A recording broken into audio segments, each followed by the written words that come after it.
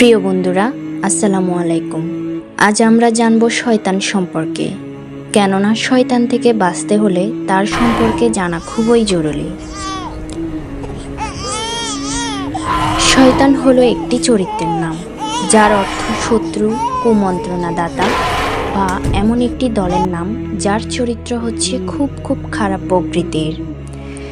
এছাড়াও শয়তান বলা হয় তাদের যারা আল্লাহর বিরুদ্ধে বিদ্রোহ করতেই থাকে আর তারা জঘন্য খারাপ গুণাবলীর অধিকারী হয়। যদিও প্রতিপালক বিশ্বের উপর শয়তানের অস্থায়ী ক্ষমতার অনুমতি দিয়েছেন, কিন্তু শেষ পর্যন্ত তাদের আগুনের লেকের কাছে নিন্দা করবেন।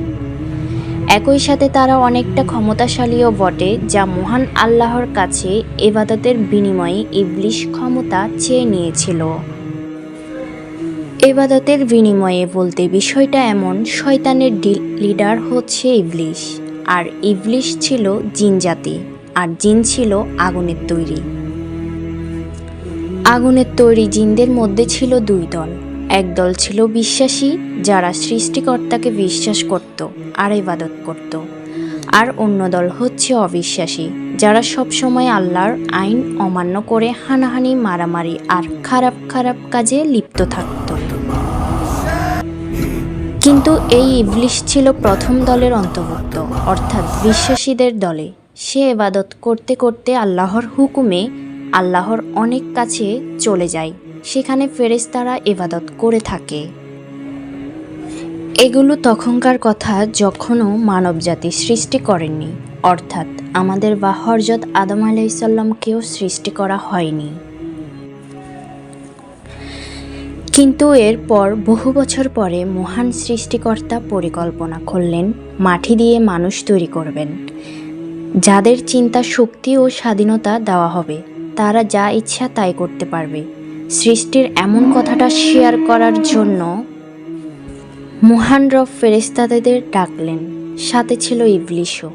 কথাটা শেয়ার করা হলে ফেরেশতারা বলে উঠল, হে আমার রব, আপনার ইবাদত তো আমরা করে যাচ্ছি, আবার তাদের সৃষ্টি করবেন কেন?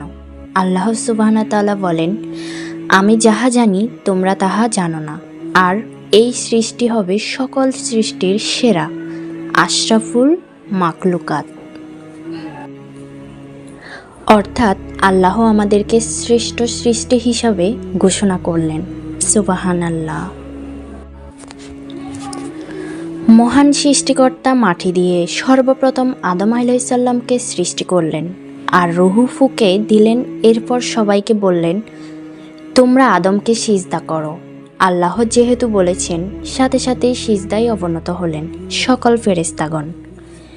কিন্তু ইবলিশ সর্বপ্রথম আল্লাহর সৃষ্টির মধ্যে আল্লাহর কথা অমান্য করল, নাউজুবিল্লাহ। আর আল্লাহর কথা অমান্য করাই সে জালেম হয়ে গেল, বিতাড়িত হলো। সেটা ছিল তার অহংকার। সে নিজের যোগ্যতাকে বড় কিছু মনে করত। সে অহংকার করে বলেছিল, হে আমার রব, আমি তো আগুনের তৈরি, আর আগুন সবসময় ঊর্ধ্বমুখী, আর সে অর্থাৎ আদম মাটির তৈরি, আমি তাকে সিজদা করতে পারবো না। এভাবে আল্লাহর কথা অমান্য করার কারণে সে আল্লাহর গজব প্রাপ্ত হয়, আর মহান রবের কাছে ক্ষমা না চেয়ে বলতে লাগলো, আমি যে এত দিন ইবাদত করেছি তার কি হবে? তার কিছুই পাবো না? মহান রব এত মহান, এত দয়ালু, এত কিছুর পরেও সুযোগ দিয়ে বলতে লাগলেন, তুমি কি চাও? সে বলল, আমাকে তাদের মাঝে কিয়ামত দিবস পর্যন্ত অবকাশ দিন, আর আমি অবশ্যই আপনার নির্বাচিত বান্দা ছাড়া সবাইকে আমার মতো গজবের দিকে নিয়ে আসব, আর প্রমাণ করব যে এই সৃষ্টি খারাপ, তাই কখনো আমার কাছে সেরা হতে পারে না। সে ক্ষমা চায়নি, চাইলেও আমাদের বা ইনসানদের ধ্বংস করার ক্ষমতা। সেই থেকে অভিশপ্ত ইবলিশ হয় স্রষ্টার এবং মানবজাতির শত্রু। মহান প্রতিপালক সূরা বনী ইসরাঈলের 53 নং আয়াতে বলেন, হে মুহাম্মদ, আমার বান্দাদেরকে বলে দাও, তারা যেন মুখে এমন কথা বলে যা সর্বোত্তম। আসলে শয়তান মানুষের মধ্যে বিভেদ সৃষ্টির চেষ্টা করে। প্রকৃতপক্ষে শয়তান হচ্ছে মানুষের প্রকাশ্য শত্রু।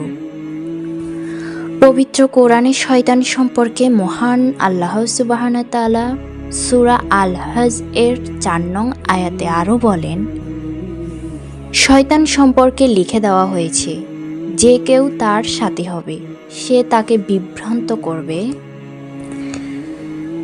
এবং দোজখের আযাবের দিকে পরিচালিত করবে। সূরা আয-যুখরুফ এর 36 ও 37 নং আয়াতে বললেন, শয়তানরাই মানুষকে সৎ পথে বাধা দান করে, আর মানুষ মনে করে যে তারা সৎ পথে রয়েছে। যে ব্যক্তি দয়াময় আল্লাহর স্মরণ থেকে চোখ ফিরিয়ে নেয়, আমি তার জন্য এক শয়তান নিয়োজিত করে দিই, অতঃপর সেই হয় তার সঙ্গী। সূরা আন-নূরের এবং 21 নং আয়াতে বললেন, হে ঈমানদারগণ, তোমরা শয়তানের পদক্ষ অনুসরণ করো না।